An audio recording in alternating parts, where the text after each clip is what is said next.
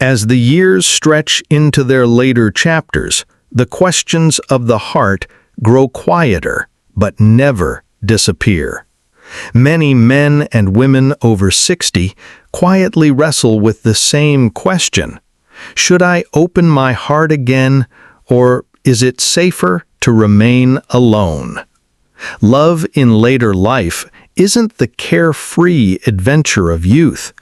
It carries the weight of memories, finances, children, and the fragile hope that perhaps this time it will last. One step could lead to companionship and joy, another to regret and family conflict. Hi, welcome to my channel. In today's video, we'll uncover 5 essential truths about remarrying after 60, insights that may guide you toward not just love, but wisdom in one of life's most delicate decisions. If you're ready to walk into marriage not with blind faith, but with clear eyes and an open heart, make sure to subscribe to my channel and stay tuned, because the very first truth may surprise you and perhaps even set you free. Truth number 1. The illusion of companionship versus the reality of partnership. For anyone over 60, the longing for companionship can feel almost overwhelming. A quiet ache for shared meals, gentle conversations, and the presence of another heartbeat in the home. In later life, what we crave isn't just company at the table, but a witness to our days, someone who sees, remembers, and honors who we have become. Yet as philosophers from Seneca to modern psychologists have warned, the human heart is easily deceived by what appears to be comfort, but is in truth only a temporary balm for loneliness. Comfort is soothing. Meaning is sustaining. Confusing the two is how good people enter fragile unions. When seniors remarry, driven only by the fear of being alone, they often discover too late that companionship without true partnership can feel emptier than solitude itself. Real partnership demands more than proximity. It requires trust, aligned values, and the willingness to integrate two fully formed lives, each with decades of history, habits, and family ties. Fear chooses fast. Wisdom chooses fit. So the better question isn't, will I feel less lonely, but will this union make me more honest, kinder, freer, and will it do the same for them? Recent studies by the National Council on Aging suggest that remarriages entered primarily for companionship have a 40% higher rate of conflict within the first 5 years compared to those grounded in shared purpose and mutual respect. The distinction between being with someone and building with someone becomes the defining factor of long-term success.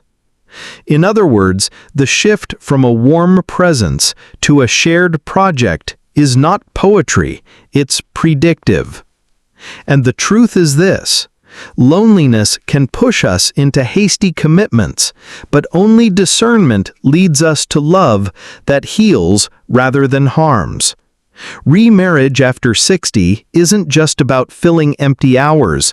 It's about choosing a partner with whom the final chapters of life can be written with dignity, joy, and authenticity.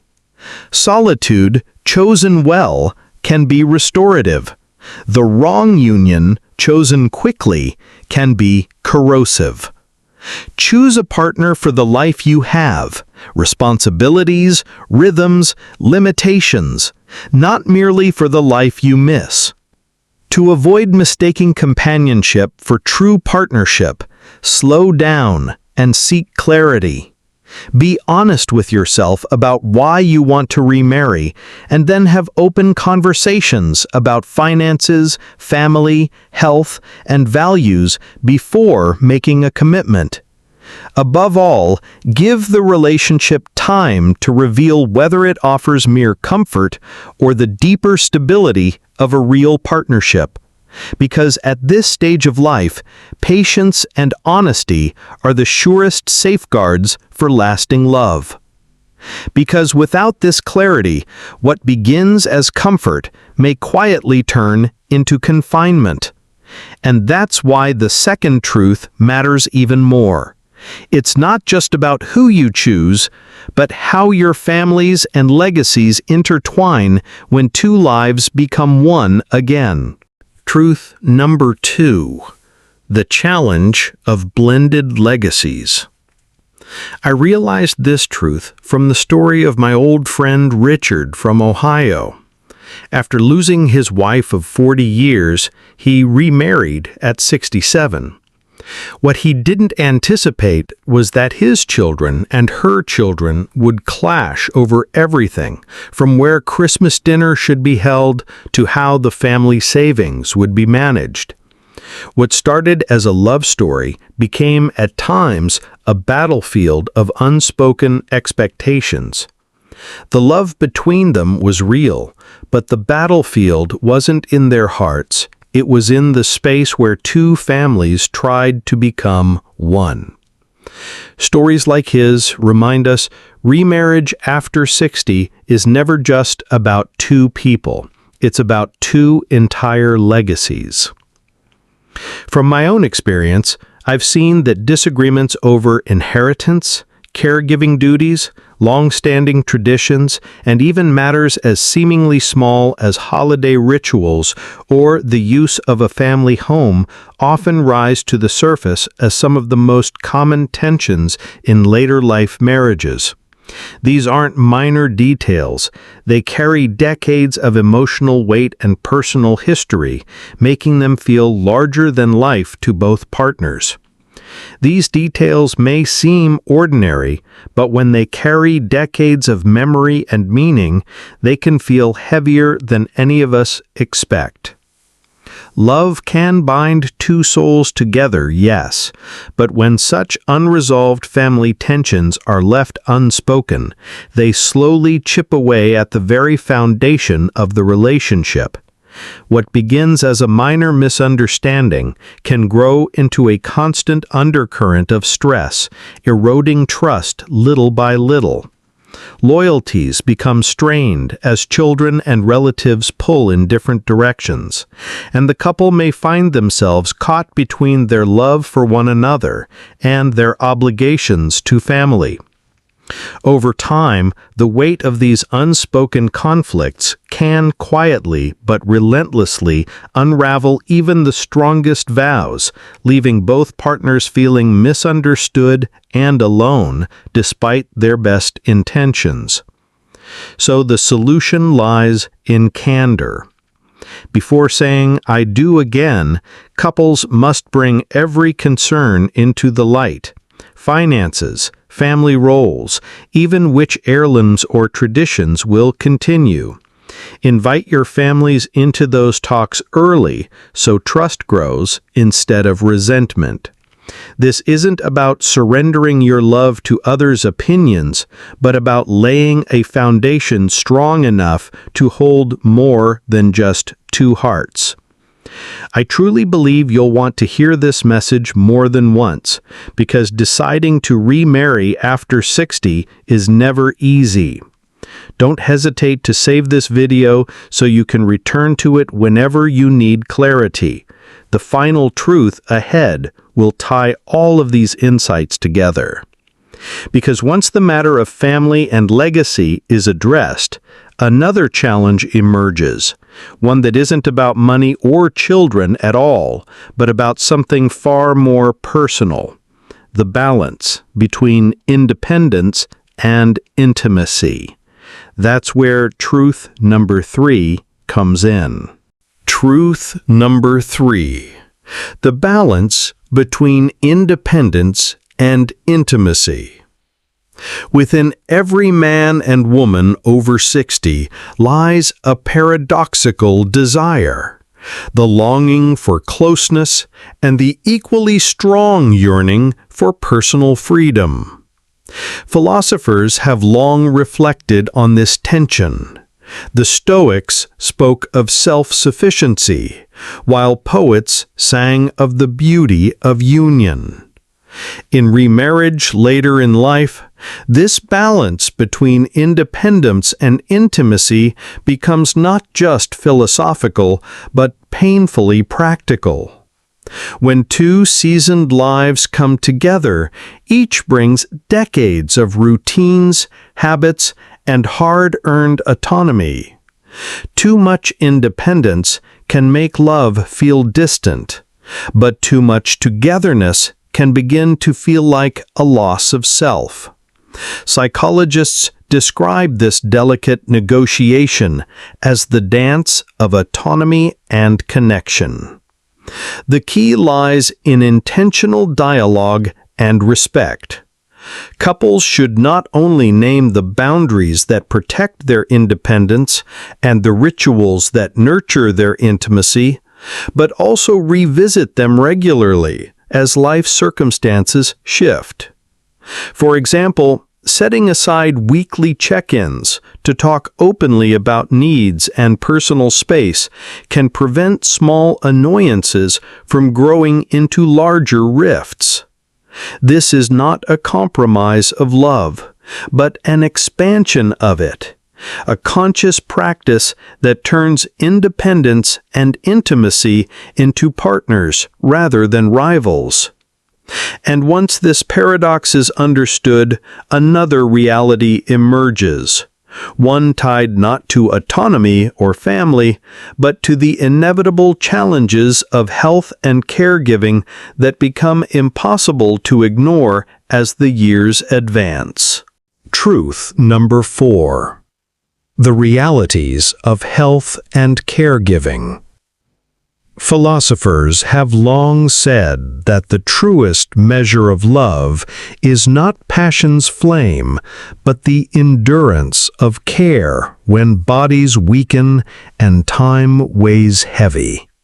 In later years, romance sheds its illusions and reveals its essence, the willingness to carry another's burdens with quiet dignity.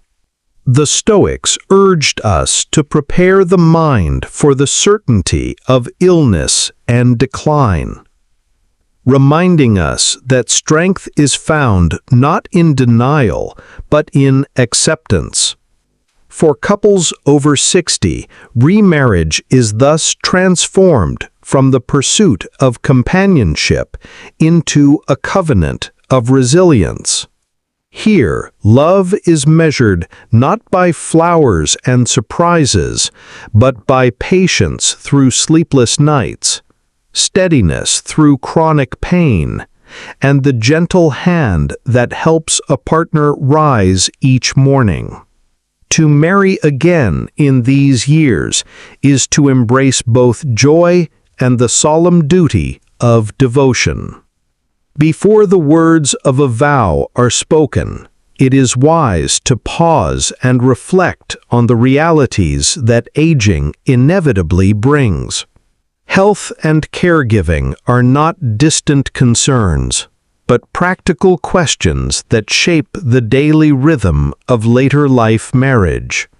Couples should talk openly and with kindness about expectations. Who will provide care when illness arises? How will medical expenses be handled fairly? What boundaries must be set so that dignity and balance are preserved? These conversations may feel heavy, but in truth, they are acts of love.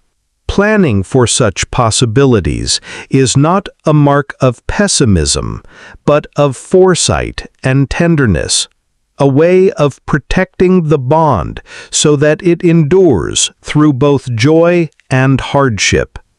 If you agree preparation is the highest form of love, consider subscribing. The final truth ahead will tie all of these insights together. Because beyond health and care lies one last truth. A lesson about legacy, meaning, and the deeper purpose of choosing love again in the final chapters of life. Truth number 5. The legacy of love and purpose. In the final chapter of Remarriage After 60, the question is no longer just about companionship, independence, or even caregiving. It becomes about legacy, the imprint two lives leave behind when they choose love a second time. Philosophers from Aristotle to modern thinkers have reminded us that human beings seek not only to live, but to live meaningfully. And marriage in later years becomes one of the clearest ways to shape that meaning. For many seniors, this means pausing to reflect deeply. What story will our union tell our children, grandchildren, and community? Is it a narrative of courage, choosing to open our hearts once more when the world expects us to settle quietly into solitude? Is it a tale of reconciliation and forgiveness, showing that old wounds can be healed and that love can bloom even after loss? Or perhaps it is the example of quiet strength in the face of adversity, proving that companionship in later years is not merely about comfort, but about resilience, hope, and the desire to leave behind a living testament of love that others can draw strength from.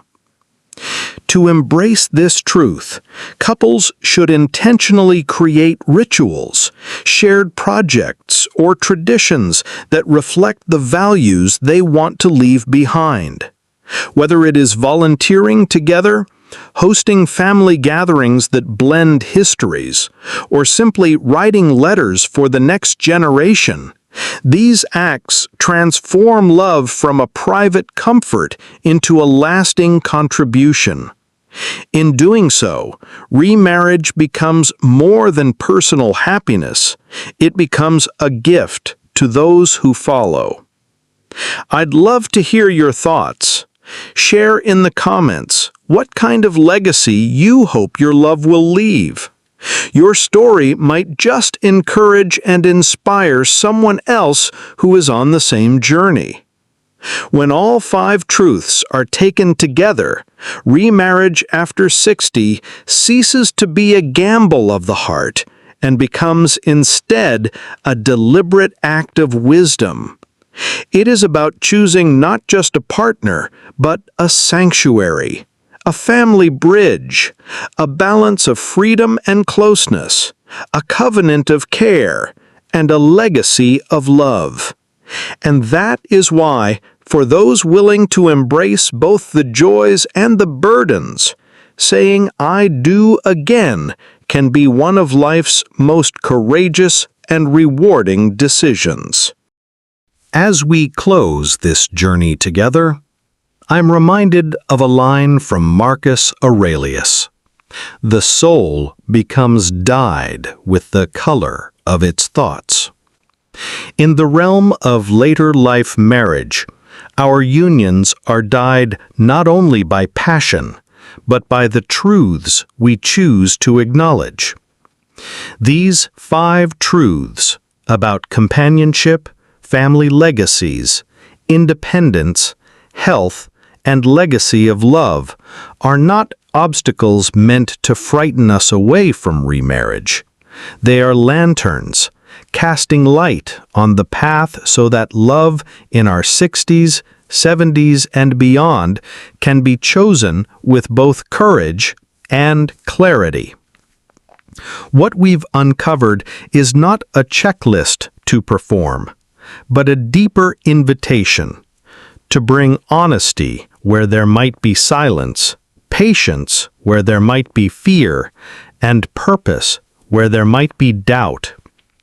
When two mature hearts embrace these truths, their marriage becomes not just another chapter, but the beginning of a story rich with dignity, resilience, and meaning. Perhaps you have seen unions falter because one of these truths was overlooked. Perhaps you yourself have wondered whether remarriage after 60 is a risk worth taking. Let these insights remind you, love at this stage is not about avoiding risk, but about choosing wisely which risks are worth embracing and which joys are worth sharing. So if today's message resonated with you, please like this video, leave a comment about your own reflections, and share it with someone who may be standing at the same crossroads. And don't forget to subscribe and tap the notification bell so you never miss another conversation about love, aging, and the wisdom of second chances. May these 5 truths guide you, not just toward a wedding vow, but toward a legacy of love that endures long after the ceremony ends. Thanks for watching my video, and see you next time.